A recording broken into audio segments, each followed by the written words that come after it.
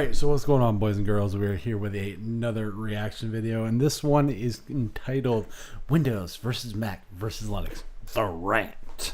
This is my reaction to it. The Rant sounds like that bad TV show that was released for one season called The Slap. Well, let's see if I can't slap some sense potentially into this fucking video, so let's roll into it and find out.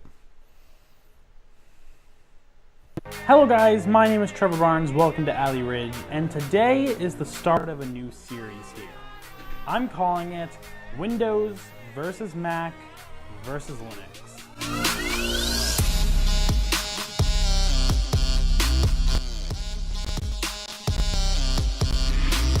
Over the next couple of weeks, we'll be doing some tests on tasks that are best done with Mac and Windows and Linux, and coming to conclusions of what is the best operating system. Spoiler alert, there is no best operating system. This entire idea... Wow, somebody in the tech industry that does these fucking videos actually said it. There is no best. It's best for you. So whatever the best tool for the job, that is the best option for you. Really, that's the end of the story. Idea for this series all came because of a couple of comments we've gotten on recent videos. We've done a lot of videos about OS X and Windows and Linux recently, and they've all stirred up. Just as a note, it's not OS X, it's OS X, and it's not OS X anymore, it's Mac OS. So at least get your names right on the shit that you're going to be talking about, please. Their own little bits of criticism and other general comments that have resulted in us wanting to do this series. Because, like I say every time I talk about this type of stuff, I'm not trying to get into a debate with people. There are legitimate reasons why any operating system is the best for whatever your task is at hand. At the same time, you kind of have to respect people's opinions for their specific use case. It's almost like politics. You don't want to bring it up, and if someone has a different opinion than you don't argue it. You should just respect it and leave it alone. Opinions are like assholes. Everyone has one. Some people might even have two. That's how people really should look at their operating systems, but unfortunately that's not the world we live in. So starting this series off, I want to give some of my initial thoughts and opinions, as well as go over some of the comments that kind of drove this series to become a thing. So this all started on our Linux Is It the Future video. And one commented, Linux is the future because open source is the future and no spyware. Open source may be the future. However, closed down systems are always going to be the mainstream thing, just because those are the things that the most amount of money is going to be behind. Fucking wrong. Go and ask Android. Go and ask any company. Ask Microsoft how much they made off patents for Android. You'll find out that it's open source ain't cheap. Ask how much the development costs would be for a company to develop Linux. It's absurd. It's in the billions and billions of dollars at this point. So open source not having money is the wrong. Yeah, you're thinking in this small niche type of mentality, and that is completely fucking stupid. Like, from a business point, when 90% of the internet servers basically run Linux, when smartphones, these friggin' things run Linux, Chrome OS, as much as people might not want to understand it, it's Linux. At the end of the day, you're wrong. There's plenty of money to be made in open source. That's why Microsoft has essentially just pushed itself into where IBM was back in the early 2000s. And if you can't see the business logic in that, then I'm going to question the rest of this video a lot. Like Apple or even Windows, which is not open source by any means. I mean, Linux might be the future, but it only represents an extremely small percentage of computers, at least in 2018. I'm going to let you finish that statement before I say anything. Now, can that number change, and is it growing? Of course, but not by those numbers. Again, you're fucking wrong. It depends on your definition of computer. PC can be any fucking thing. If it does computational work, it's a computer. Novel idea. if you're specifically talking fucking form factor, see prior statement. Computer. A tablet, it's a computer. A laptop's a computer. A desktop's a computer. It doesn't matter. The form factor has changed. And as far as Linux not being on the main, you might want to look at how many Android phones are activated every day, every month, every year. Take your pick. I think you'd be wrong. And you can debate whether or not Android is Linux, but at the end of the day, there's that whole Linux kernel in there. So you're kind of wrong. Because you're taking the narrow view of, oh, it's the 1%. Computing's changed. You might want to update your definition. Because kind of funny, just as an irony, the fucking thing you're holding is a fucking computer. On that same video, Ultimate Bruce says, this video did not need to be a 10-minute detour just to not show that installing Ubuntu is exactly as hard as doing a manual install of Windows, if not easier. That's where I'm also going to disagree here. Windows makes it incredibly easy to download and make a bootable installation of Windows 10. There's a tool for it, all one program. As of right now, no real Linux distros really have that. Now, sure, someone's gonna point out this Linux distro has a application you install, it does it, whatever, great. Ubuntu doesn't, the biggest distro out there. What we were trying to do in that video was Ubuntu. You have to use a third-party application, and what people have to remember is we're talking about average consumers. And you're averagely fucking moronic. USB startup creator, USB startup disk, or whatever the hell they're calling it now. It's in the fucking distro. By default. The one you named. Apparently you didn't fucking look hard enough. Now as far as it being hard to use. I download an ISO. I use Etcher. It takes 3 steps. I literally click, go to where it is in the downloads, plug in a thumb drive, and hit burn. Wow! Hard. It's no different than, and that works on Windows, Linux, and Mac. The tool you're referring to only works on one system. And take a wild guess which one that is. You don't have that system, you're SOL. So a little knowledge here might be a little useful. Just saying. Here, you're talking about your mom, your dad, and let's not pretend your mom and dad is a astrophysicist or works for NASA or something. And that statement right there shows that, to me, you have this narrow-minded view of what Linux and the target market is. Just an FYI, this video is being recorded in Linux. So, I'll let you do that fucking math. We're talking about average people. They don't know how to do all that. But I will say that was all mild until I got to my last video I did a couple days ago, Microsoft, big mistake. In that video, we had, and I apologize for pronouncing this name a little iffy, Gilksing, probably butchering the hell out of that.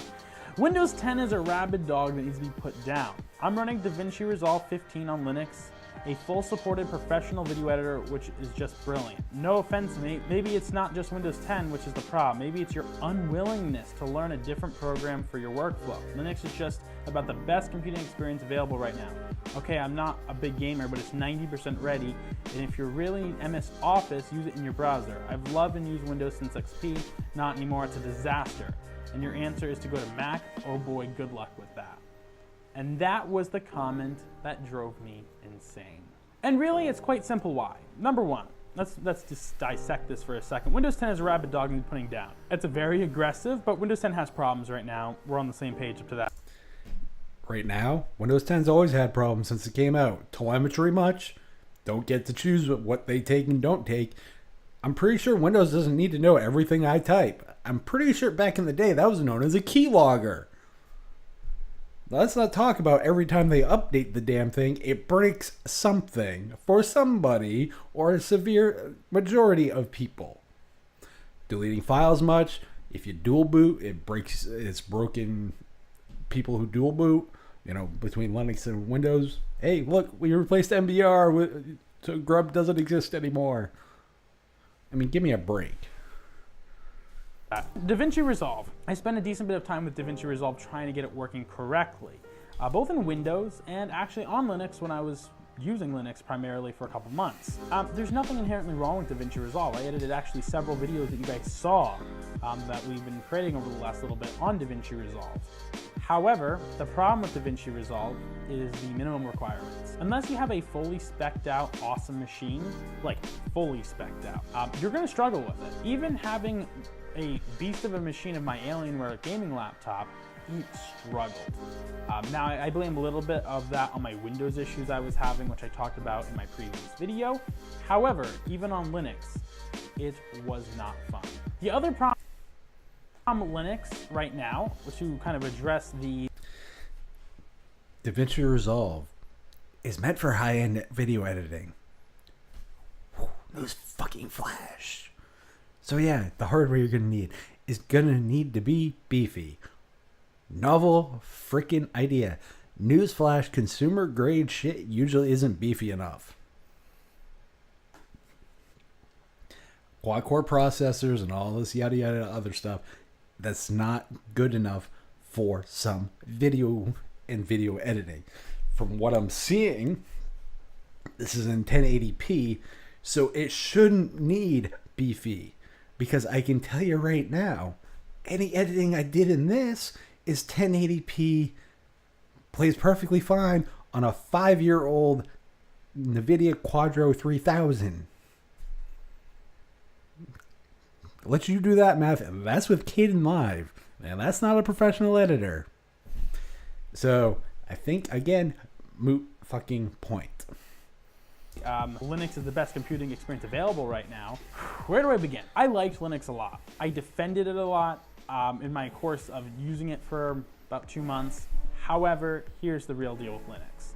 It's not 90% ready. It's maybe 60% ready. It's just a ridiculous comment because it's just not ready. Driver support being one of the biggest issues. The fact that I'm going to let you finish before I rant and rave on this. if you have an AMD graphics card or an NVIDIA graphics card, you still are having very iffy experience with it. Nothing's consistent.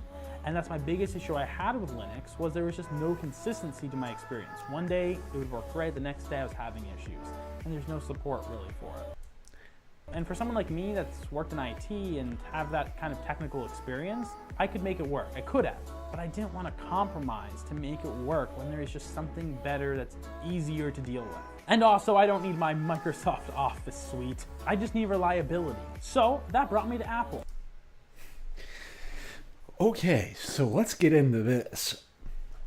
There's no consistency. Depends on the fucking distro you go with. Drivers. You used AMD lately? NVIDIA, okay, I might give you that one. You're stretching here. Is it... Personally, I'm going to say you're fucking wrong. Severely. I use Linux, not on just this workstation, but I also use it on my gaming machine. And guess what? It works. And that's with an Ubuntu distro. Straight install. Nothing more. I'm sorry your experience has been crap, but to state that it's only 60% ready, have you tried buying a machine preloaded from, say, Dell, System 76, Zareason, take your pick, you know, the ones that actually have fucking support? Because you're equating, oh, it's easy to use, it just works, yada, yada, yada. You're not actually doing this one simple thing. You're not doing the same experience that you would if you go to Apple or Windows or pick OEM.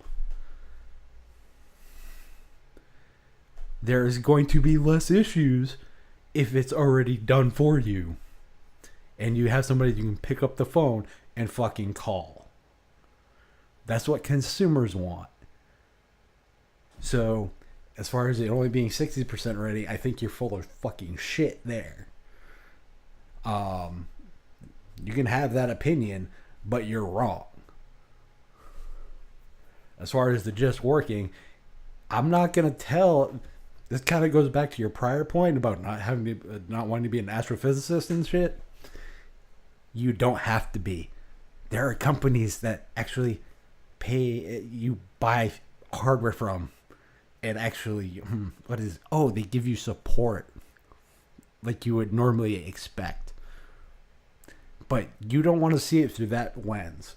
You only want to see it through the lens of Apple, Windows, Linux. That's it. Linux, you are having this weird thing with about just nuking and paving on a piece of hardware that may or may not work. When it's the piece of hardware is being fucking designed to run on the system. As far as like you're installing an OS, it is not designed for it. And you just expect it to work. Apple's shit just works because they're like ancient hardware at this point. I mean, like, what, 2015? I mean, give me a freaking break. Oh, yeah, they finally released the 9.9. Way to go, Apple, for updating shit, finally.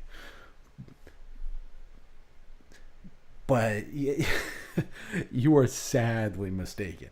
And Apple is no poster child to hold up as far as quality assurance anymore. i9 issues much on the new MacBook. Issues with, phones bending.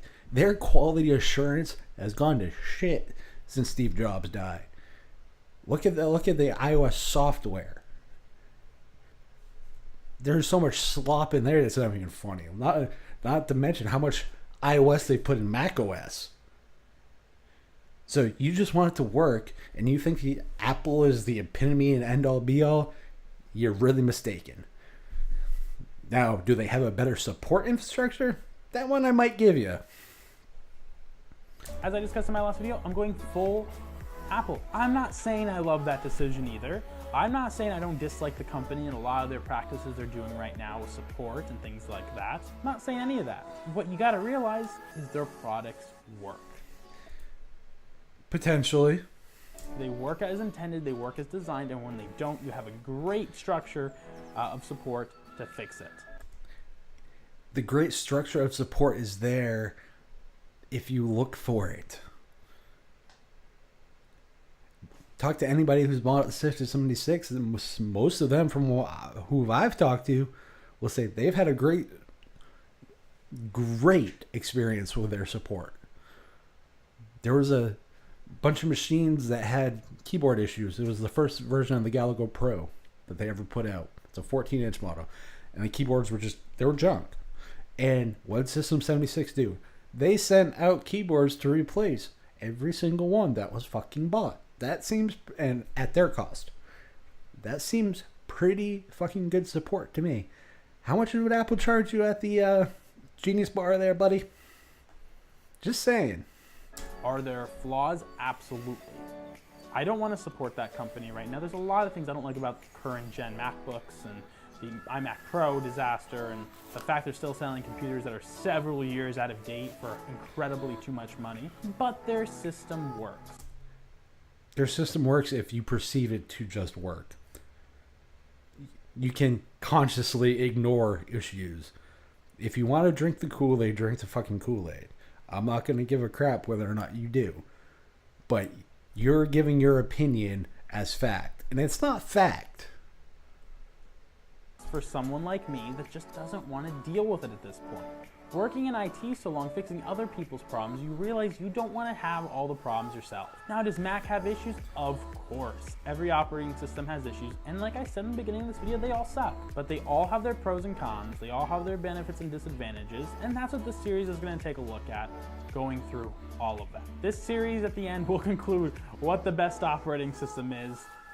I don't know who's going to win it, but it will conclude something. Let's just say that. Just remember, it doesn't matter if you're using a Windows computer, a Mac, or Linux, we welcome you here. Unless you're using Chrome OS. Then, how about you go watch someone else's YouTube video? Or you willingly invite them there so that they can continue to have, for them, which is a good computing experience, what you are professing about. I'll get into what my thoughts at the end of this. Thanks for watching, guys. Let us know what you think about this new series. Give us suggestions if you have things you want us to test out between all those different operating systems. We'll go into more specifics of how we're going to be testing things and how we're going to be ranking things throughout the series in next video. But until then, guys, I hope you guys enjoyed, and we will see you next time.